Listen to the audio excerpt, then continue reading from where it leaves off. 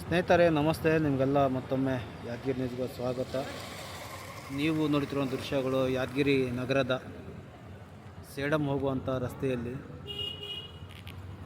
ಟ್ರಾನ್ಸ್ಫಾರ್ಮರ್ಗೆ ಯಾವುದೇ ಒಂದು ತಂತಿ ಬೇಲಿದ್ರೂ ಸಹ ಅದಕ್ಕೆ ಕಡಿವಾಣ ಇಲ್ಲ. ಇದೊಂದು ಜೆಸ್ಕಾಂ ಅಧಿಕಾರಿಗಳ ನಿರ್ಲಕ್ಷ್ಯತನ ಅಂತಲೇ ಹೇಳ್ಬೋದು. ನಾಳೆ ಯಾರಾದರೆ ಪ್ರಾಣ ಕಳೆದುಕೊಂಡ್ರೆ ಇದಕ್ಕೆ ಯಾರು ಜವಾಬ್ದಾರಾಗ್ತಾರೆ? ಜೆಸ್ಕಾಂ ಅಧಿಕಾರಿಗಳ ಇಲ್ಲ ಜನಪ್ರತಿನಿಧಿಗಳ ಅನ್ನೋದೇ ಒಂದು ದೊಡ್ಡ ಸಮಸ್ಯೆ ಆಗಿಬಿಟ್ಟಿದೆ. ಇದರ ಬಗ್ಗೆ ಎಷ್ಟೋ ಬಾರಿ ವಿಡಿಯೋ ಮಾಡಿ ಹಾಕಿದರೆ ಸಹ ಜೆಸ್ಕಾಂ ಅಧಿಕಾರಿಗಳು ಎಚ್ಚೆತ್ತುಕೊಳ್ಳುತ್ತಿಲ್ಲ.